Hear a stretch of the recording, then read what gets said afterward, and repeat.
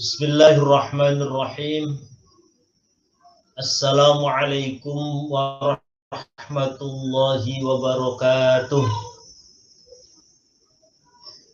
Alhamdulillahi rabbil alamin. Wassalatu wassalamu ala asyrafil anbiya'i wal mursalin sayyidina wa maulana Muhammadin wa ala alihi wa sahbihi ajma'in. Subhanaka la ilma lana illa ma 'allamtana innaka antal alimul hakim. Amma ba'du. Ila hadratin nabiyil mustafa rasulillah Muhammadin sallallahu alaihi wasallam, thumma ila arwahi jami'i ikhwanihi minal anbiya'i wal mursalin wa abaihi wa ummahatihi wa azwajihi wa alihi wa dhurriyyatihi wa jami'i sahabatihi ajma'in wa tabi'ina wa tabi'it tabi'in wa man tabi'ahum bi ihsanin ila yaumiddin.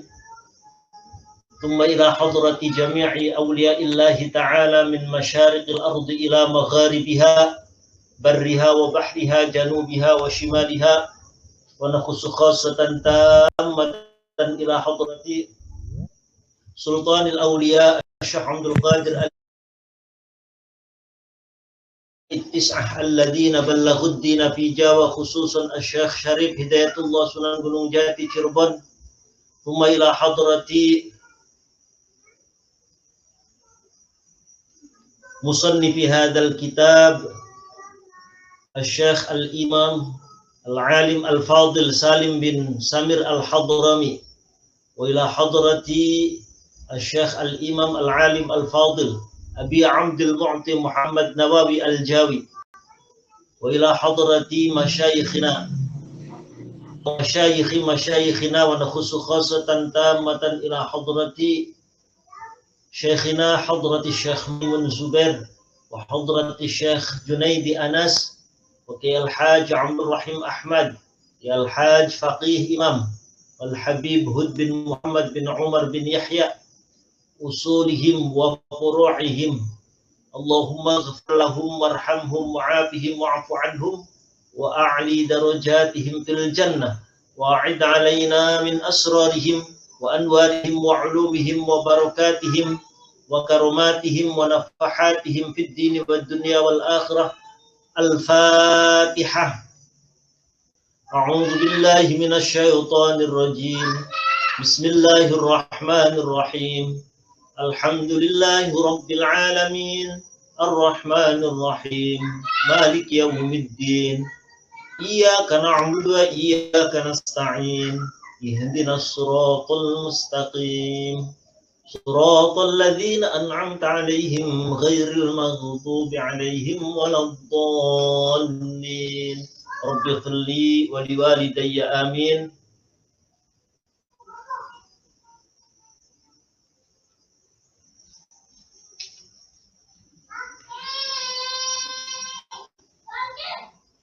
Qala al-musannifu rahimahullahu ta'ala wa nafa'ana bihi wa bi'ulumihi fid dharaini amin. Bismillahirrahmanirrahim. Faslun utawi iki iku fasal syurutu sihhatihi utawi piro-piro syarat sahe puasa. Pada malam yang lalu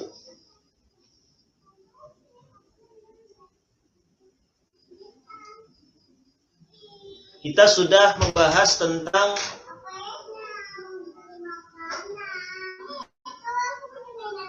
kewajiban berpuasa Ramadan disebabkan karena beberapa hal. Bahwa puasa Ramadan menjadi wajib disebabkan karena salah satu di antara 5 perkara. Pertama, dengan genap atau sempurnanya bulan Sya'ban menjadi 30 hari. Dengan 30 hari bulan Sya'ban, maka otomatis hari berikutnya adalah masuk tanggal 1 Ramadan. Jadi cukup. Kemudian yang kedua,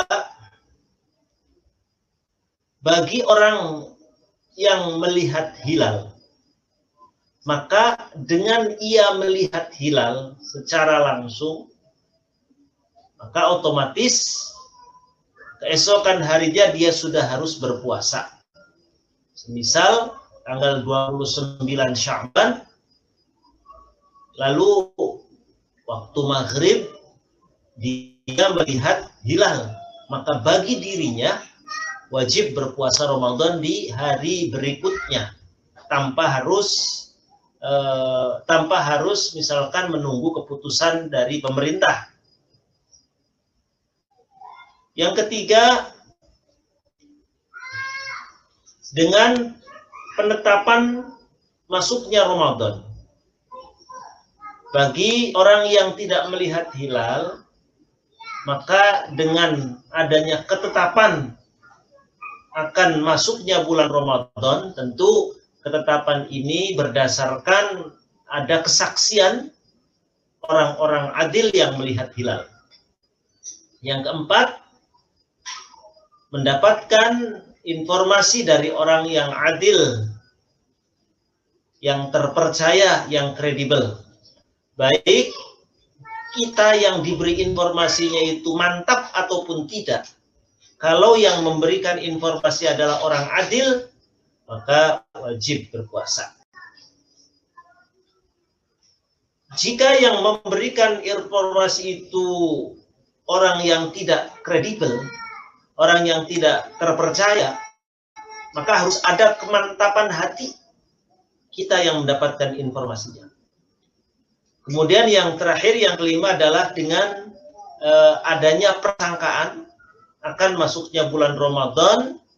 Persangkaan ini berdasarkan hasil ijtihadnya. Sebagaimana misal ada orang yang dipenjara di suatu tempat yang dia tidak mendapatkan akses informasi tentang hari yang dialaminya, hari-hari yang dilaluinya, dia tidak tahu apakah sudah masuk bulan Ramadan ataukah belum. Maka dengan ijtihadnya, dengan upaya yang dilakukannya, misal dia menghitung hari-hari dia di penjara, sehingga dia punya persangkaan, punya dzan bahwa besok Ramadan misalkan, maka boleh. Jika kenyataannya belum masuk Ramadan, maka puasanya menjadi puasa sunnah. Gitu. Kemudian pada pasal kali ini kita akan membahas tentang syarat sahnya puasa. Syarat sahnya puasa. Jadi nanti ada syarat sah, ada syarat wajib. Faslun utawi kiku fasal. Syurutu sihhatihi utawi piro-piro syarat sahe puasa. Iku arba'atu asya'a papat piro-piro sewiji-wiji. Iku arba'atu asya'a papat piro-piro sewiji-wiji.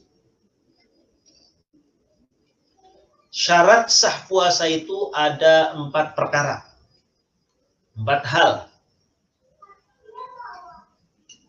Baik puasa wajib, yakni puasa Ramadan, ataupun puasa sunnah. Termasuk juga mengqadha puasa Ramadan. Kita harus memperhatikan beberapa syarat sah ini agar supaya puasanya menjadi absah. 4 hal ini apa? Pertama, Islamun suwiji Islam. Islamun suwiji Islam. Jadi agar sahnya puasa itu kalau yang melakukannya beragama Islam. Wa'aqlun, sehingga kalau ada orang kafir, orang non-muslim kok berpuasa, ya tidak akan sah puasanya. Sebagaimana syarat sholat itu harus Islam. Wa'aqlun lan tamyiz. Jadi di sini aqlun itu bimakna tamyizun. Di syarahnya dijelaskan yang dimaksud wa'aqlun ini adalah tamyizun. Satu keadaan usia di mana seorang anak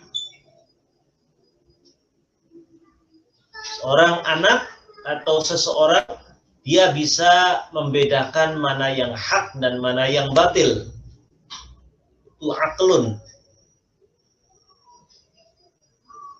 Jadi tamyiz, sehingga mengecualikan dari hal ini adalah orang yang gila. Orang gila, kemudian juga anak kecil.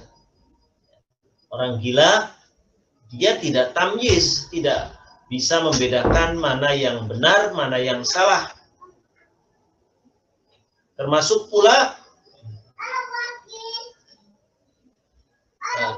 pula adalah orang yang berpenyakit ayan ataupun epilepsi.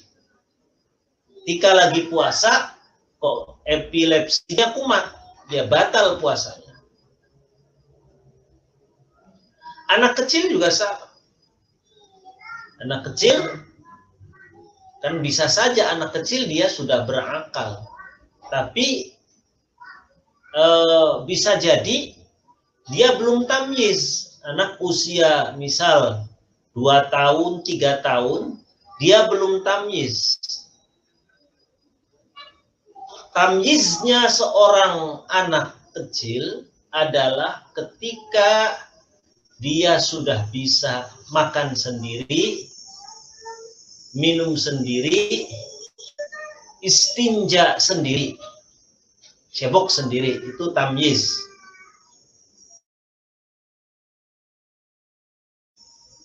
Nanti di syarat wajib ada lagi syarat adanya baligh. Jadi yang kedua adalah wa'aqlun dan tamyiz, berakal dan tamyiz. Wanaqo'un, dan ketiga wanaqo'un dan wanaqo'un lan suci. Wanaqo'un lan suci atau bersih. Bersih atau suci min nahwi haidin saking umpamane haid. Min nahwi haidin saking umpamane haid, termasuk juga nifas, melahirkan. Jadi ketika ada orang berpuasa kok mens di siang hari, awal dari malam dia niat puasa, pagi hari juga dia berpuasa, tiba-tiba jam 9 pagi keluar darah haid, maka batal puasanya. Atau nifas, maka batal puasanya. Jam 9 siang, atau jam 10 siang, atau jam 8 pagi, melahirkan, batal puasanya. Baik melahirkan jabang bayi normal, ataupun misalkan keguguran. Jadi jam 7 pagi, tiba-tiba keguguran, maka batal puasanya. Wa ilmun lan ngawruhi, itu yang ketiga. Ya, dan yang keempat, wa ilmun lan ngawruhi, mengetahui. Ngawruhi atau mengetahui bikaunil waqti kelawan anane waktu. Wa ilmun lan ngawruhi,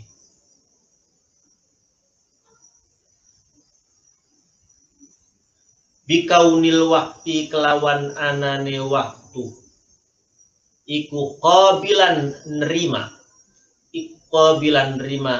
lisaumi maring kanggo puasa. Wa ilmun lan ngawerui bikaunil wakti kelawan anane waktu iku qabilan nerima lisaumi kanggo puasa. Yang keempat, syarat sah berpuasa adalah orang yang berpuasa itu harus tahu bahwa hari yang dia lakukan berpuasa itu boleh digunakan untuk puasa. Harus tahu bahwa oh, hari ini tuh boleh puasa. Harinya itu boleh digunakan untuk puasa, boleh dipuasai. Emangnya ada hari yang tidak boleh digunakan untuk berpuasa? Ada. Hari Raya Idul Fitri, Hari Raya Idul Adha, Hari Tasyrik. Harus tahu, oh iya, puasa boleh. Sehingga kalau ada orang kok berpuasa sunnah, nah, katakanlah ini lepas dari wajib, orang berpuasa sunnah di hari tasyrik, ya tidak boleh, dia itu tidak sah puasanya. Baik, 4 hal ini adalah 4 hal yang menjadi syarat keabsahan berpuasa.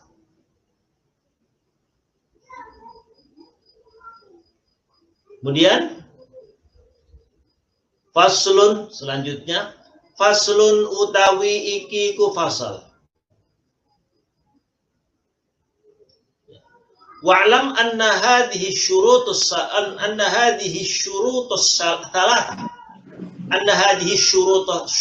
thalathata yu'tabaru wujuduha fi jami'in nahar.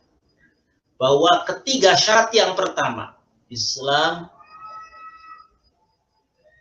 tamyiz dan berakal, suci dari haid, tifas dan semisalnya, itu yu'tabaru wujuduha fi jami'in nahari, harus ada terus berlangsung selama 1 hari penuh.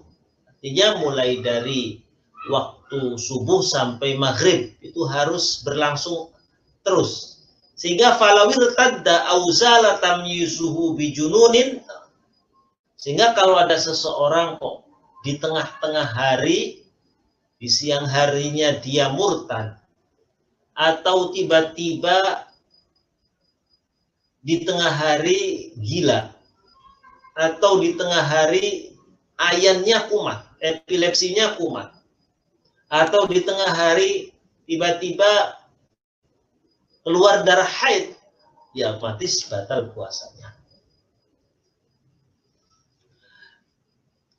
Baik, kemudian faslun utawi iki ku fasal syurutu wujubihi utawi piro-piro syarat wajibe puasa. Syurutu wujubihi utawi piro-piro syarat wajibe puasa. Ai wujubi shaumi Ramadan, syarat wajibe puasa Ramadan.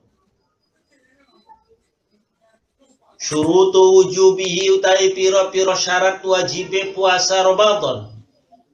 Iku khamsatu asya'a 5 piro-piro suwiji-wiji. Iku khamsatu asya'a 5 piro-piro suwiji-wiji. Syarat wajib berpuasa itu ada 5. Kalau fasal tadi sebelumnya syarat sah,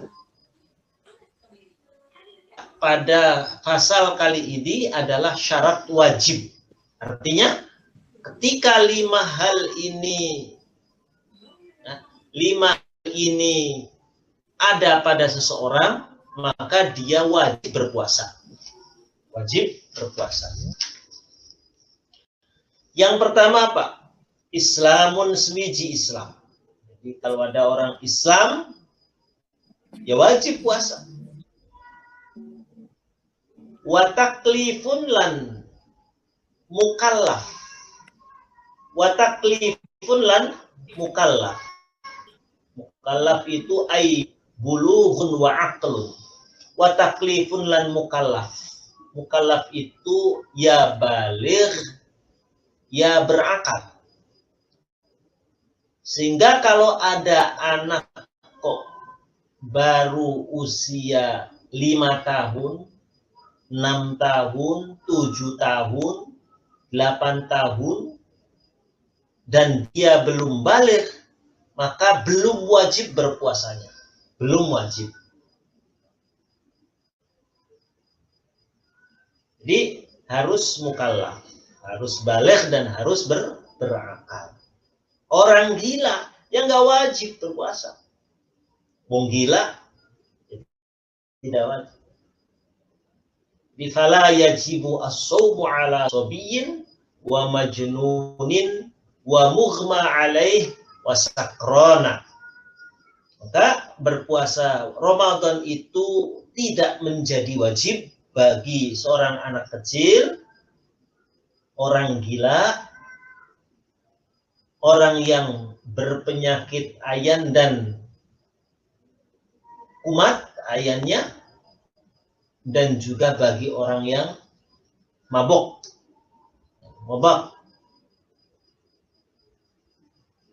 Amal qada'u fayajibu 'ala sakrani sakaron mustaghriqan.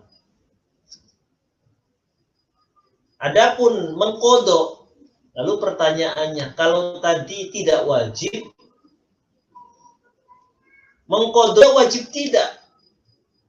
Khusus untuk sakron.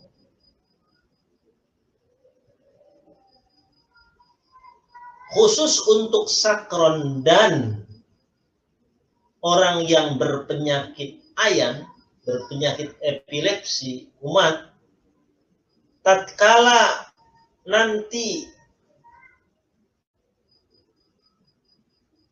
di luar Ramadan, dia wajib mengqadha puasanya. Jadi orang yang mabuk bulan Ramadan kok mabuk, maka dia tidak wajib berpuasa, namun wajib untuk mengqadha. Orang yang berpenyakit ayan juga sama. Pada saat lagi puasa, ayannya kumat, maka wajib untuk mengqadhanya di hari yang lain di luar bulan puasa.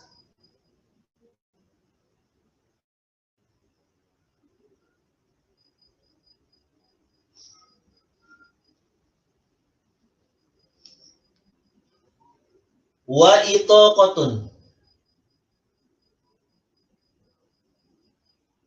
Amal qada'u fayajibu 'ala sakrani sakaron mustaghriqan. Bagi orang yang mabuk. Bagi orang yang mabuk dan mabuknya ini berlangsung terus sampai maghrib misalkan, wajib dia mengqadha. Wal mughma 'alaihi mutlaqan sawa'un ta'adda bil ighma aula. Bagi orang yang berpenyakit ayan, kalau memang ada unsur kesengajaan sehingga menjadikan dia akhirnya kumat, penyakit ayannya sengajaan, maka wajib untuk mengqadha. Baik sengaja ataupun tidak. Bagi seorang yang penyakit ayan, wajib untuk mengqadha puasa. Bedanya, kalau sengaja itu wajib mengqadhanya secara sesegera mungkin, tapi kalau tidak ada unsur kesengajaan, tidak harus sesegera mungkin. Jadi masuk bulan Syawal, langsung sesegera mungkin. Bi khilafis sholati la yajibu alaihi qada'uha illa idza kana muta'addiyan bi ighma'i. Kaitannya dengan orang yang berpenyakit ayan, itu tidak wajib mengqadha. Tiba-tiba ada orang ini sedikit sedikit keluar dari masalah puasa. Ini masalah sholat. Karena ini masih terkait dengan mughma alaih. Mughma alaih itu orang yang berpenyakit ayan dan kumat. Misalkan ada orang punya penyakit ayan. Pas waktu zuhur atau sebelum waktu zuhur, ayannya kumat. Terus baru sembuh setelah asar masuk. Maka tidak wajib untuk mengqadha sholatnya. Wa yajibu 'alal majnuni 'inda ta'addi. Sementara kalau bagi orang gila dilihat ada unsur kesembronoan tidak.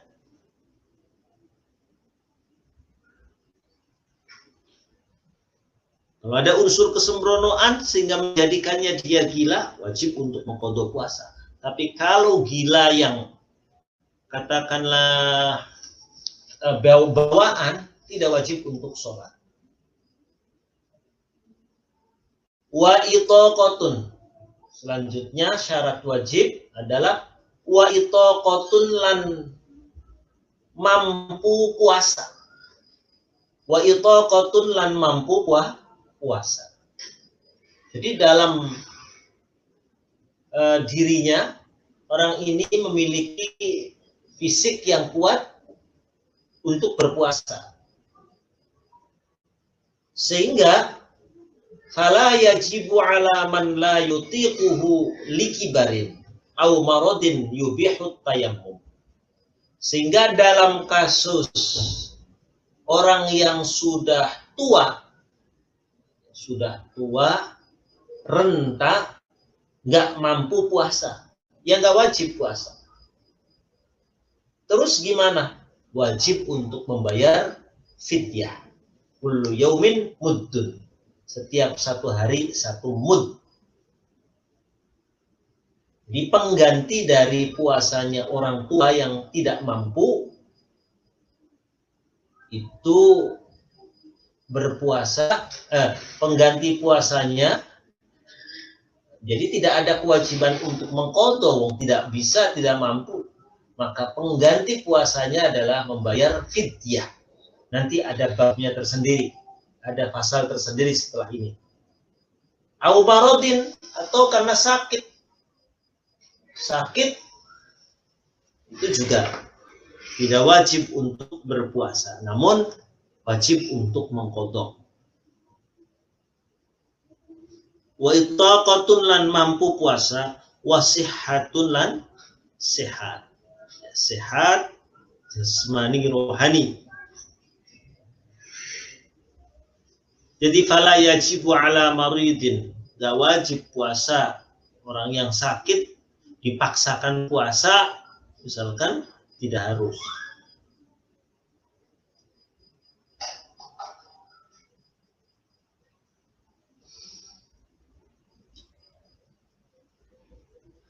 Wa yubahu tarkuhu biniyati tarakhus limaradin yadurru ma'ahu shaum. Yadurru ma'ahu shaum dararan yubihu tayammuma. Jadi sakit yang seperti apa yang memperbolehkan seseorang tidak berpuasa? Sakit yang dalam hal tayammum diperbolehkan untuk melakukan tayammum. Yakni sakit yang kalau dia berpuasa, sakit yang kalau dia berpuasa maka sakitnya bertambah parah. Sakitnya susah untuk disembuhkan. Sakitnya tambah lama. Sakit yang bisa menghilangkan fungsi anggota tubuh. Itu maka diperbolehkan untuk buka, tidak berpuasa.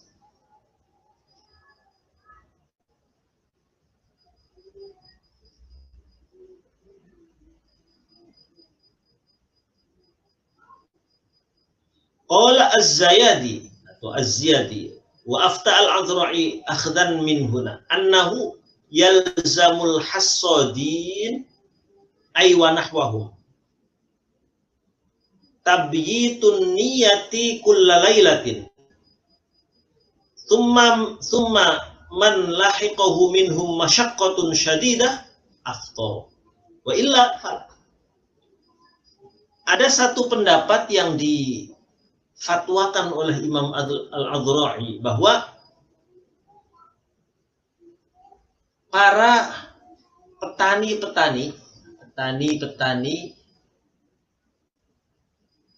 yang kebetulan panennya itu, petani-petani yang panennya kebetulan di bulan Ramadan, maka para pekerja yang memanen ini, para pekerja yang memanen padi ini, boleh dia tidak berpuasa.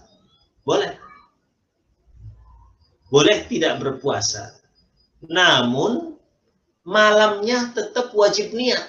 Jadi misalkan saya kerjanya atau saya besok mau panen padi, mau terjun langsung ikutan panen besok, maka malam ini tetap wajib untuk tabyitun niyat, wajib untuk niat puasa aja.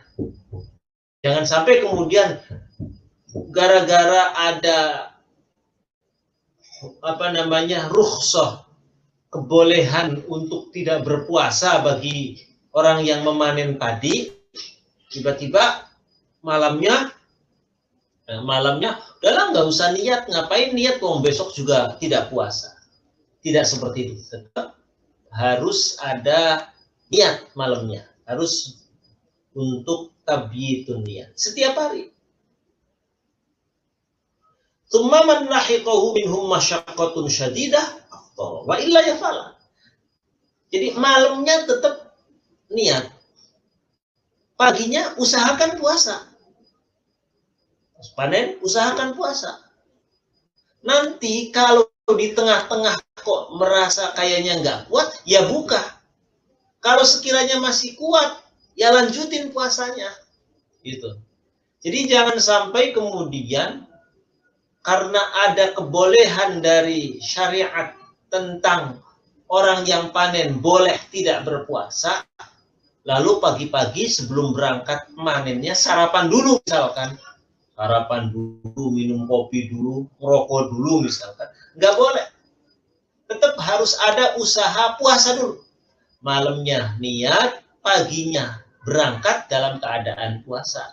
Nah, nanti di tengah-tengah lagi memanen, tiba-tiba kok sepertinya kayaknya nggak kuat, ya sudah boleh puasa, boleh buka. Kalau masih kuat, lanjutin puasa. Begitu. Terus wajib mengqadha enggak? Ya jelas wajib. Di hari lain nanti di luar Ramadan wajib nih para pekerja-pekerja yang memanen ini untuk mengqadha puasa yang ditinggalkan pada saat lagi memanen tadi. Jadi artinya di sini ada kewajiban untuk lihurmati syahri Ramadan. Berusaha untuk menghormati kehormatan, kemuliaan bulan Ramadan. Sehingga siang hari Ramadan itu kita muliakan. Jangan sampai kita dengan seenaknya pagi-pagi, meskipun ada kebolehan untuk buka, pagi-pagi kemudian kita sarapan. Itu berarti tidak ada unsur untuk memuliakan bulan Ramadan yang memang wajib kita muliakan.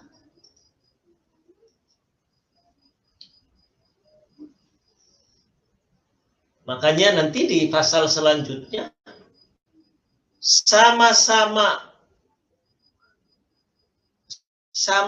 mohon maaf berhubungan badan dengan istri. Berhubungan badan dengan istri.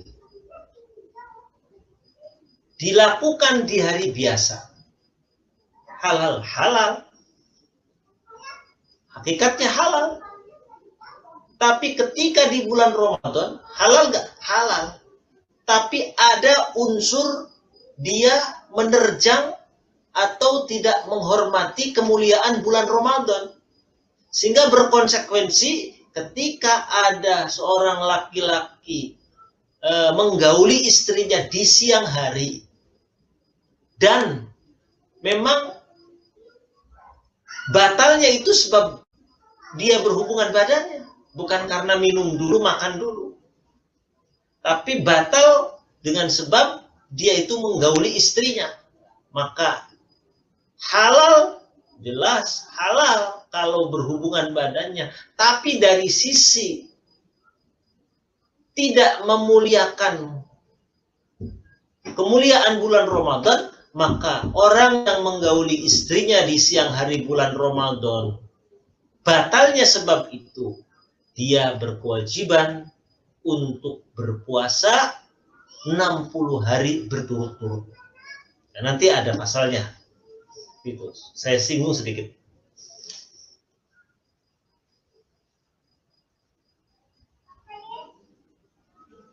Jadi yalzamul hasadin ay wa nahwahu. Tidak hanya orang-orang yang bekerja di pertanian saja. Bahkan yang semisalnya, misal ada para pekerja-pekerja kuli kasar, ya, semacam misalkan tukang panggul di pasar ataupun tukang angkut barang di mana ya, katakanlah di pelabuhan, panas terik matahari, sepertinya kayaknya jarang orang yang kuat, meskipun mungkin ada, panas terik matahari puasa luar biasa kalau memang itu bisa dilakukan. Maka bagi para pekerja-pekerja kasar seperti itu, meski ada kebolehan untuk tidak berpuasa, tetapi malam harinya dia harus tetap melakukan niat, yakni tabyitun niat, melakukan niat. Pagi harinya ketika berangkat, jangan buka, usahakan dulu sambil bekerja. Lah nanti baru jam 9 tiba-tiba luar biasa haus. Kalau tidak buka, nanti akan mempengaruhi kinerjanya dia. Kerjanya bisa nanti dimarahi terus sama bosnya karena lemes, maka baru boleh berbuka. Begitu. Tapi kok kuat? Ya bagusnya berpuasa lanjut. Jadi wasihatun termasuk hasadin. Wasihatun yang keempat sehat, yang kelima wa iqamatun lan muqim. Artinya tidak bepergian. Wa iqamatun lan muqim. Muqim dalam arti tidak bepergian. Apa boleh orang bepergian tidak berpuasa? Boleh. Fayubahu tarukus saumi li safarin tawilin biniyatit tarkhus. Maka bagi orang yang melakukan bepergian jauh, boleh untuk tidak berpuasa dengan niat rukhsah, dengan niat ada dispensasi dari syariat Islam, dari fikih, bahwa orang yang melakukan perjalanan jauh boleh tidak berpuasa. Harus dikodong enggak? Ya jelas harus, nanti dilakukan di lain waktu. Dalam satu hadis Nabi Muhammad mengatakan, laisa minal birri asyamu fis safar. Bukanlah termasuk kebaikan berpuasa ketika dalam perjalanan. Ini tentu bagi orang yang tidak kuat. Maka di sini dijelaskan, fa in tadarrara bihi fal fitru afdal, fa illa fasawmu afdal. Jadi kalau memang merasa payah, ya sudah, lebih utama buka. Tapi kok kuat, maka berpuasa lebih utama. Jadi tergantung kondisi kita. Jangan kemudian kita seenaknya, kan kita lagi perjalanan, boleh buka, betul. Tapi tadi, lihat dulu kondisinya. Kuat, memungkinkan, lanjut puasa, lebih utama. Tidak kuat, payah, merasa lemas dan lain sebagainya, ya sudah buka. Wajib mengqadha, wajib.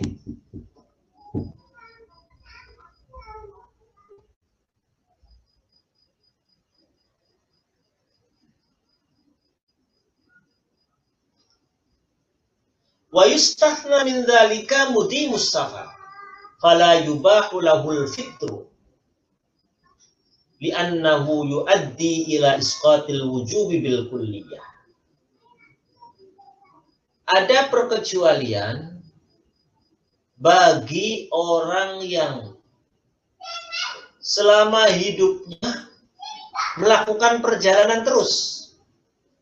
Selama hidupnya melakukan mudimus safar, selalu senantiasa melakukan perjalanan terus dari waktu ke waktu, dari ke hari, tidak pernah mungkin muter terus.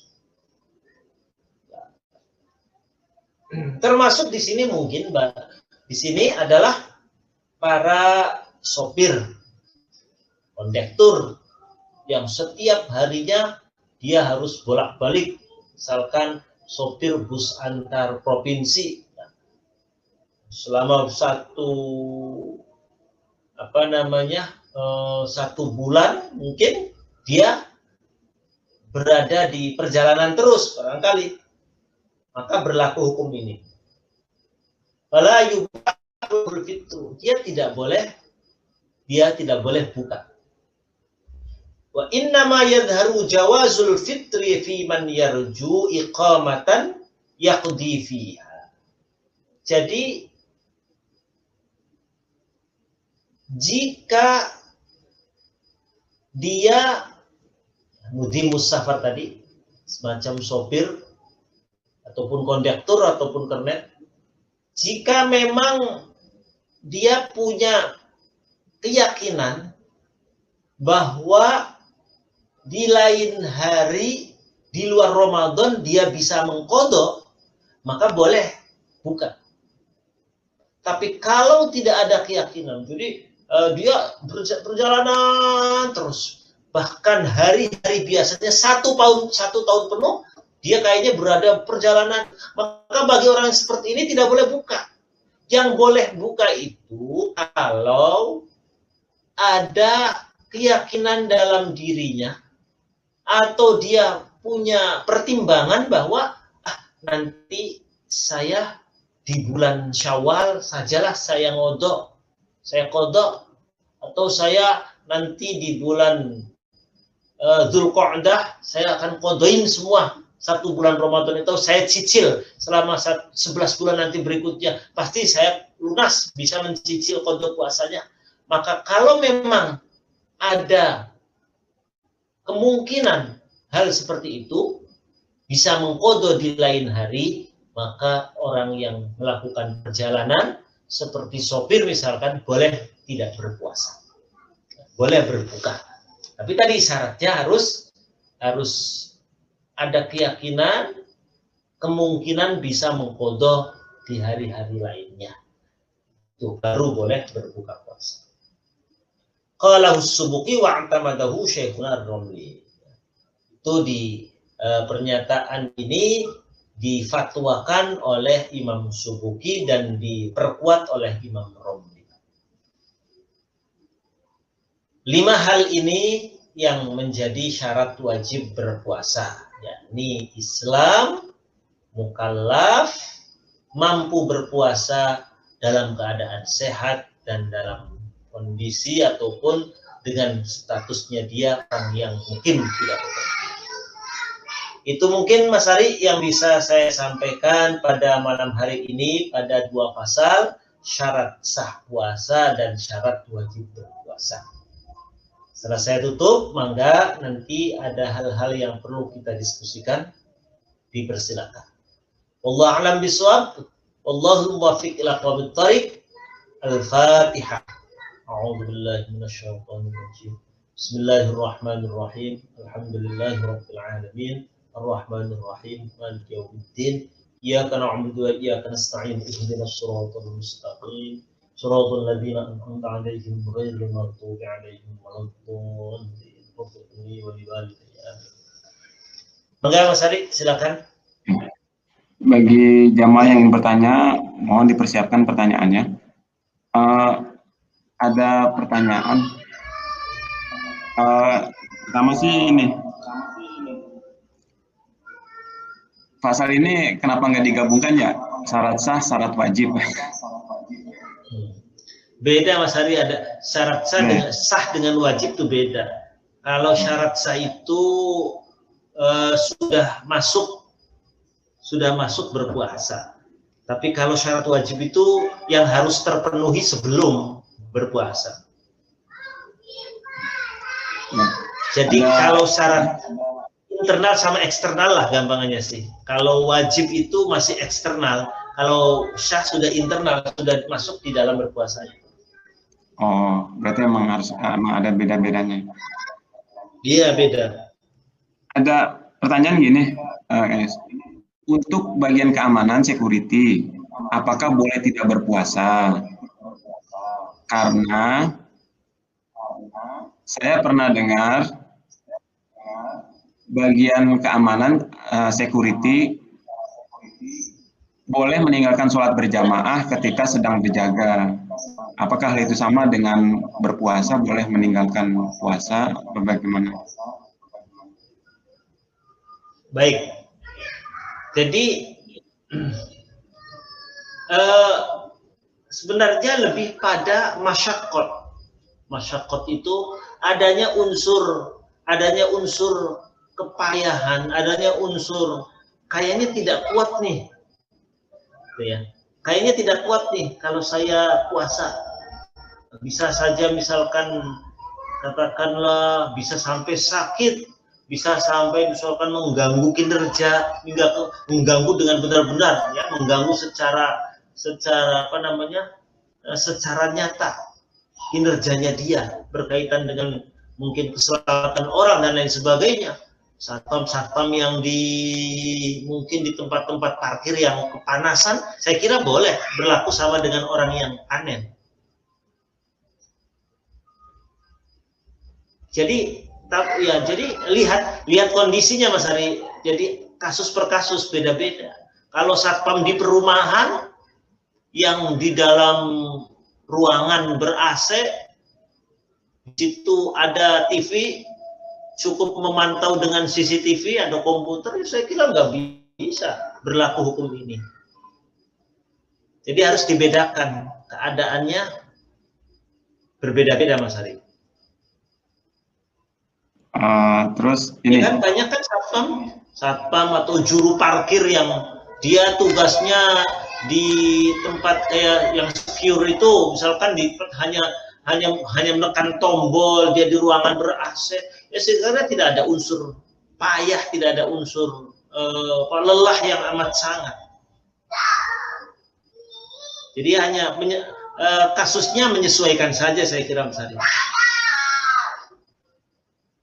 Sama ini ada pertanyaan, di bulan puasa tiba-tiba mimpi basah, di siang hari mimpi basah, apakah puasa boleh dilanjut atau dibatalkan puasanya? Terus perlu diqodho atau bagaimana? Nanti aja ya di pasalnya ya. Oh, rukun ada pasalnya. Puasa ya? Oh iya, ya. Rukun puasa. Ada di pasalnya hal-hal yang membatalkan puasa. Ya, bagi jamaah ada yang ingin bertanya, Pak Jajang?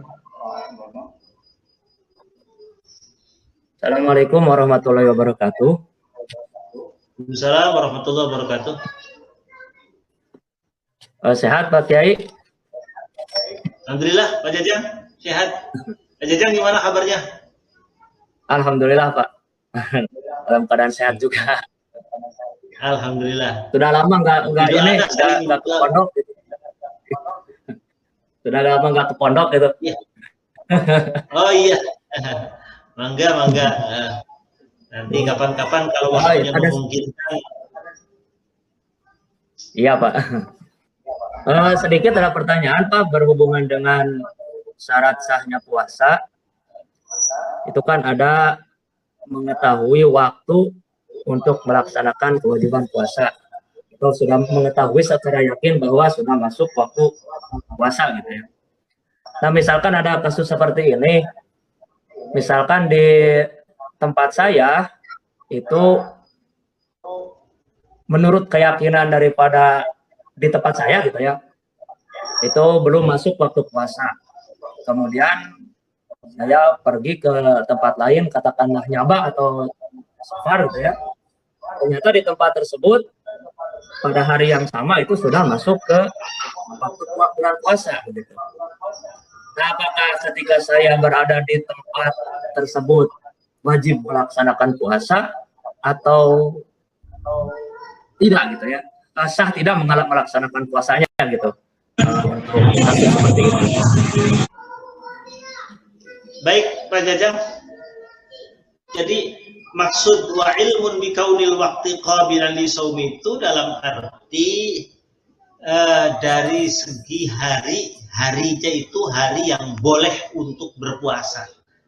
Jadi ada perkecualian hari-hari yang tidak diperkenankan dan tidak dibolehkan untuk berpuasa, kayak tadi Idul Fitri, Idul Adha, hari tanggal 11, 12, 13 Idul Adha. Nah, itu yang dimaksud itu. Sehingga dalam kasus yang tadi ditanyakan oleh Pak Jajang, bahwa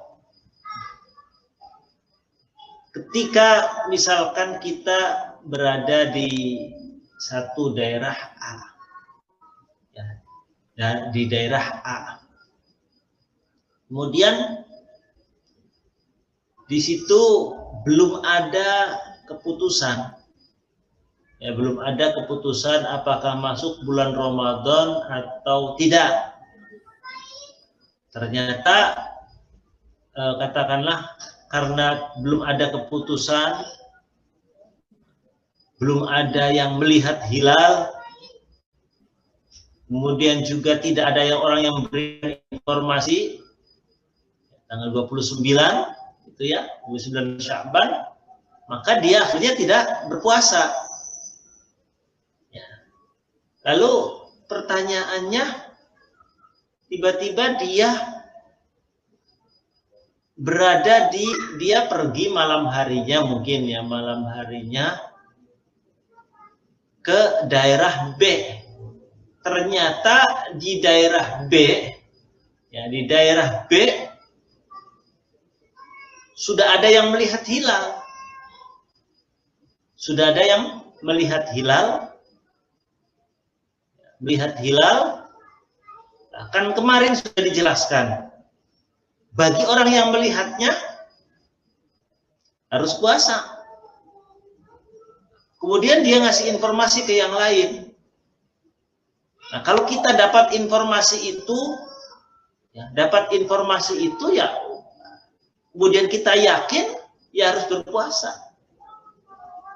Tapi kalau belum ditetapkan oleh pemerintah, kan kemarin dijelaskan bahwa yang punya kewenangan itu, yang punya kewenangan untuk menerapkan masuknya Ramadan atau masuknya Idul Fitri itu kan pemerintah yang sah, Kementerian Agama.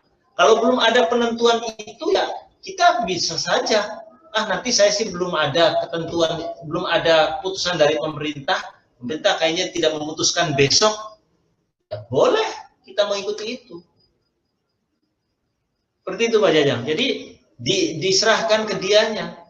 Masalahnya kewajiban berpuasa itu kalau tadi kemarin mengetahui langsung hilal, mendapatkan informasi dan yakin, gitu ya.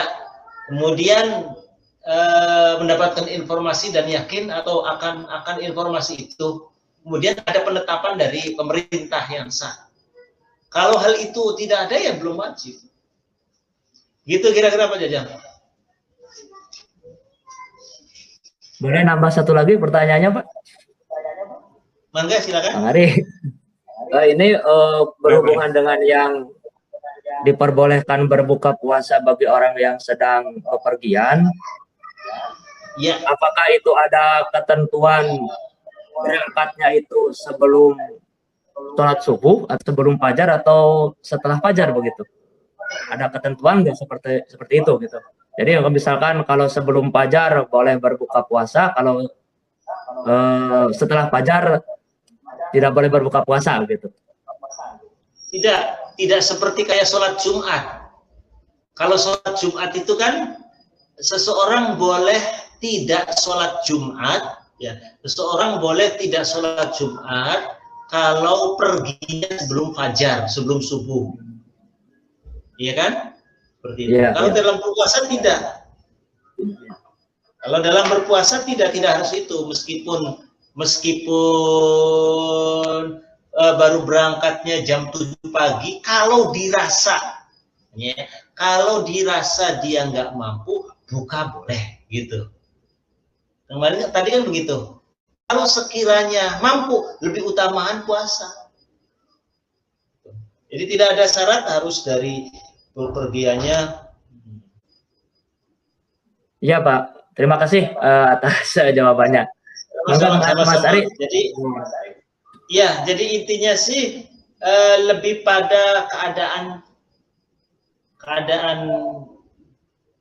kita yang melakukan perjalanannya. Kalau mampu puasa, kalau tidak mampu ya boleh buka, gitu intinya seperti itu. Tidak harus perginya harus sebelum subuh gitu, tidak. Maka malam itu tetap harus niat, Pak Jajang. Jadi malam itu harus niat. Misalkan besok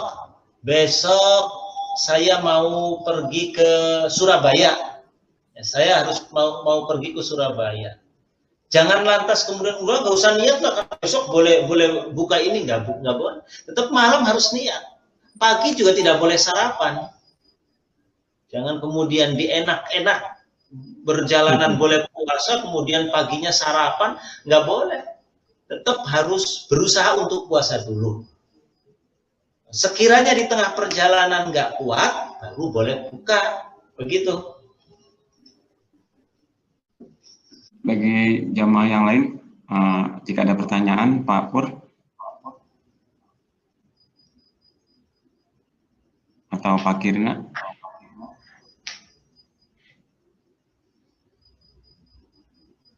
Kayaknya cukup kayaknya. Nanti dilanjut di grup WA. Baik, terima kasih atas atensinya. Saya akhiri pada malam hari ini. Allahumma fiq laqamut tariq. Wassalamualaikum warahmatullahi wabarakatuh. Waalaikumsalam warahmatullahi wabarakatuh.